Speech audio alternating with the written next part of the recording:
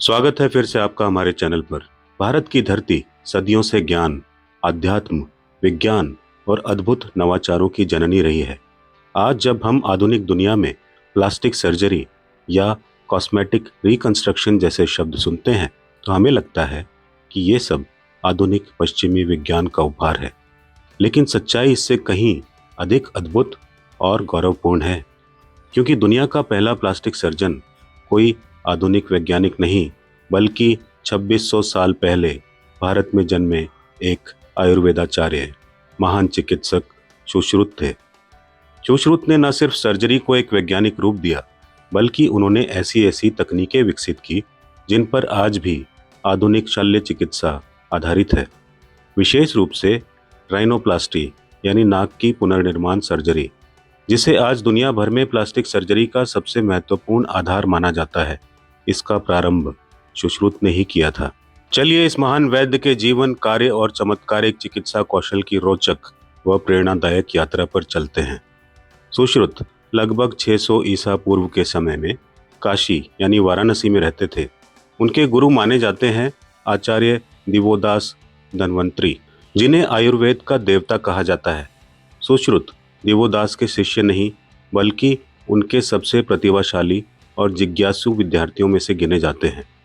आचार्य धन्वंतरी ने चिकित्सा विज्ञान का गहरा ज्ञान सुश्रुत को सौंपा और सुश्रुत ने इस ज्ञान को आगे बढ़ाते हुए सर्जरी यानी कि शल्य चिकित्सा को एक व्यवस्थित विज्ञान बना दिया।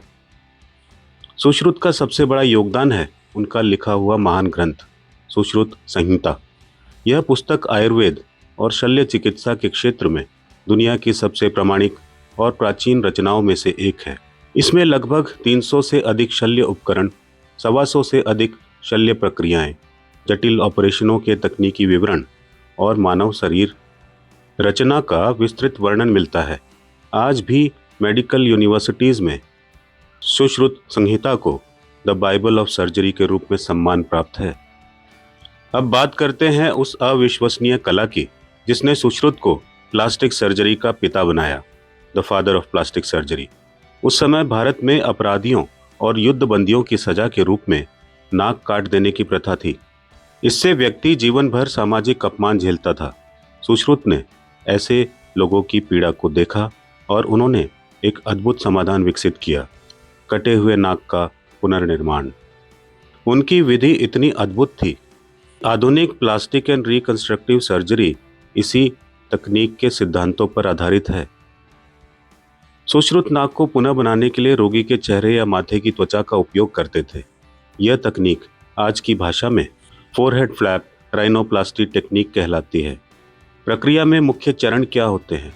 कटे हुए हिस्से की सफाई, माथे की त्वचा को माप के अनुसार काटना, त्वचा को नाक की जगह पर फिट करना, उपकरणों से उसे स्थिर करना, धीरे धीरे त्वचा का नई जगह पर विकसित होना। यह तकनीक आज भी दुनिया की सबसे वैज्ञानिक और सफल सर्जिकल विधियों में से एक मानी जाती हैं। विश्व के पहले सर्जिकल उपकरण यानी सर्जिकल इंस्ट्रूमेंट्स भी भारत में सुश्रुत द्वारा ही डिजाइन किए गए थे।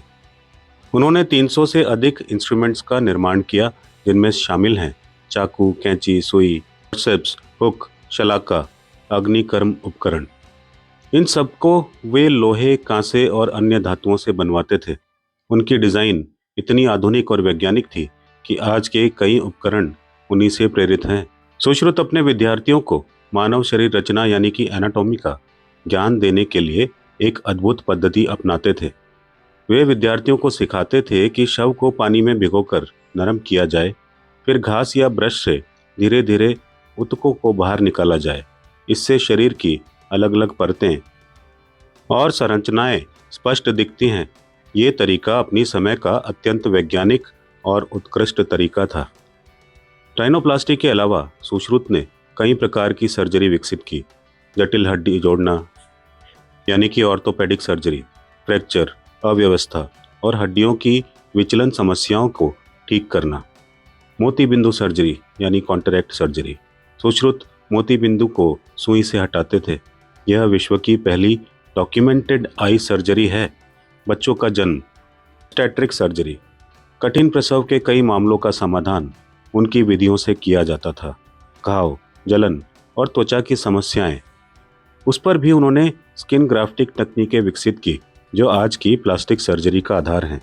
ट्यूमर, फोड़ा और पथरी निकालना, उन्होंने ब्लैडर स्टोन तक की सर्जरी का वर्णन किया है। सुश्रुत अपने विद्यार्थियों में कड़े अनुशासन और शुद्धता की मांग करते थे।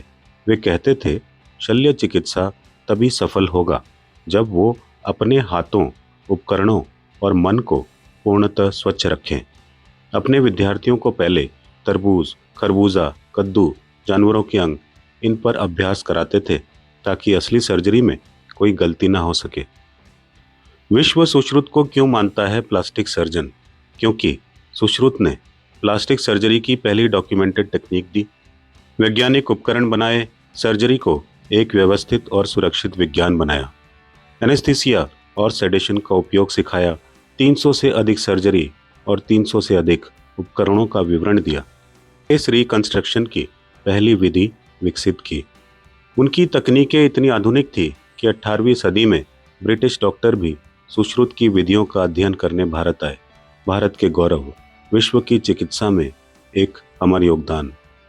सुश्रुत का योगदान केवल चिकित्सा तक सीमित नहीं था, बल्कि उन्होंने दुनिया को यह सिखाया कि मनुष्य के अंदर किसी भी चुनौती से लड़ने की क्षमता निहित होती है। जरूरत होती है तो बस ज्ञान, विज्ञान और कौशल की।